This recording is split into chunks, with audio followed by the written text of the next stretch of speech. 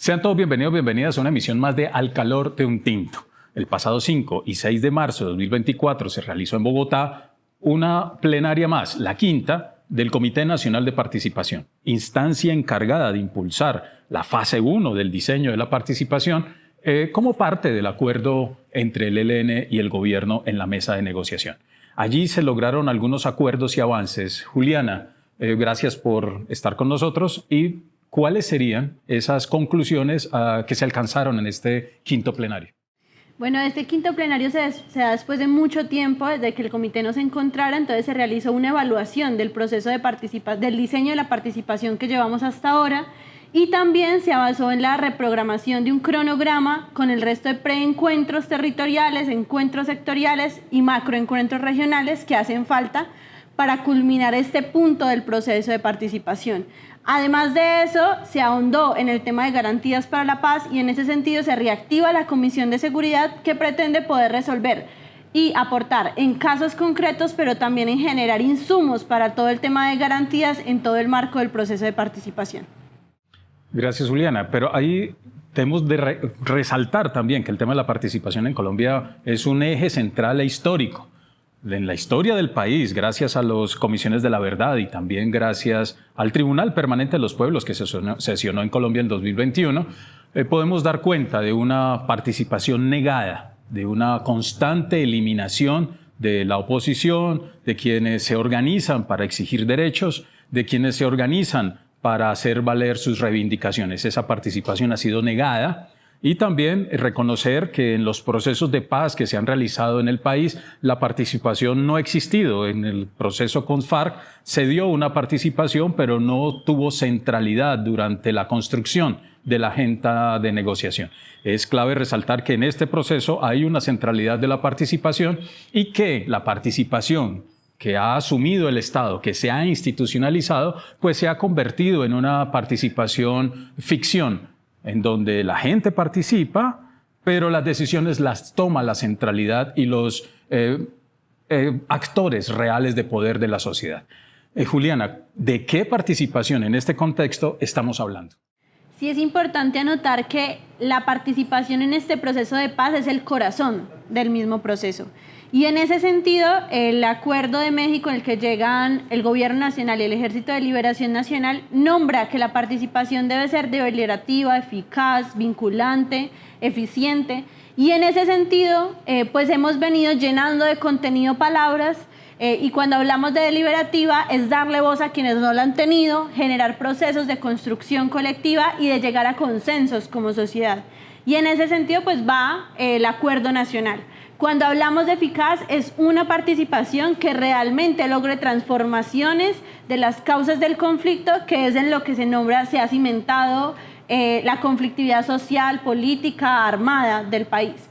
Y cuando hablamos de vinculante, tiene que ver que cuando participamos, se tiene que a su vez decidir sobre lo que sucede. Y en ese sentido, pues tiene que haber un factor primordial, la implementación. Es decir, que todo el proceso de participación desde el año pasado hasta el próximo año debe llevarnos a generar decretos, políticas públicas y escenarios en los que la sociedad ponga en el centro sus necesidades, sus propuestas y que eso tenga entonces un marco en el cual se sigan exigiendo, pero también que se vayan implementando.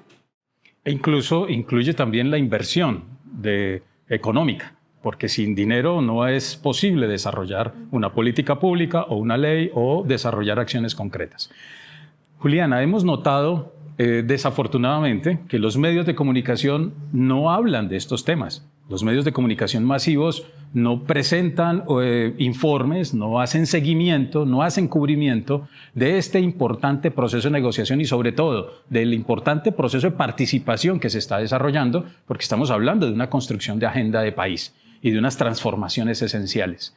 Ahí, ¿qué es lo que está sucediendo? ¿Y cuáles serían también en esos términos los retos que enfrentaría este proceso de fase 1 que termina y la fase que continúa? Es cierto que hay un gran nivel de desinformación sobre el proceso de paz, entendiendo que lo que más sale en los medios es lo referente al cese al fuego o acciones militares, pero cuando se habla de participación y el papel de la sociedad en su conjunto en el proceso, pues no hay mayores avances. En ese sentido, tenemos como desafío que el gobierno realmente se comprometa en construir las capacidades comunicativas y las estrategias en conjunto de la mesa para hacer posible que este proceso sea conocido por la mayor cantidad de gente posible.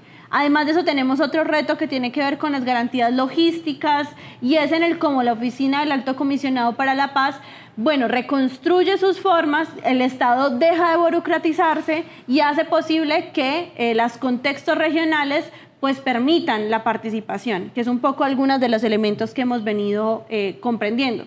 Y además de eso, también está un reto, no solamente para esta fase, sino para las siguientes, que tienen que ver con la amplitud, que está articulado a los dos anteriores, y es, pues si tenemos en este proceso del diseño solamente unas 7.000 personas participando, necesitamos o se requiere que el proceso de participación del diagnóstico de la democracia y la agenda de transformaciones llegue a millones de personas.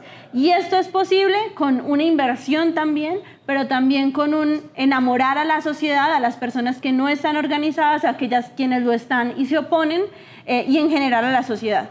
Y en ese sentido, pues entonces se encuentran también las garantías de seguridad humanitarias en el que se encuentra ahorita el país. Hay diferentes regiones con grandes dificultades humanitarias por la agudización del conflicto.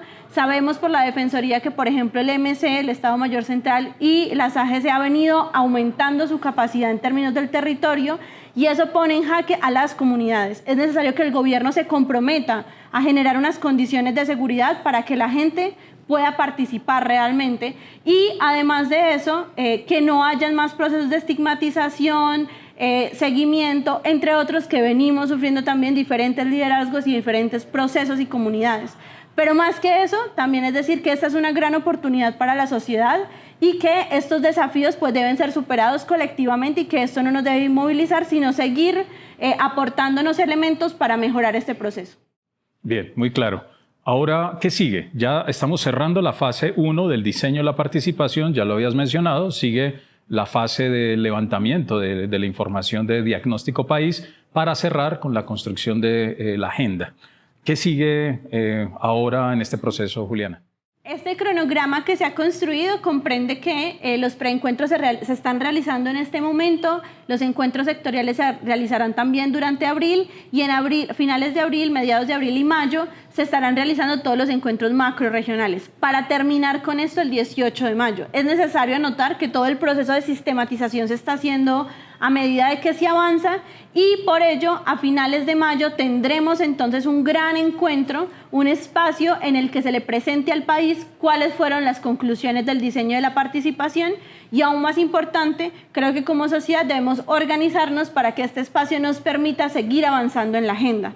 Además, pues esto estará también mediado por el 7º ciclo de negociación entre el Gobierno Nacional y el Ejército de Liberación Nacional, en el que esperamos se pueda superar la crisis que hoy se mantiene el proceso y que se siga avanzando en acuerdos comunes en la mesa que permitan realmente la superación de las causas del conflicto, las transformaciones para que sea posible una paz en Colombia. Bien, la paz con cambios, la paz con transformaciones sociales y transformaciones esenciales.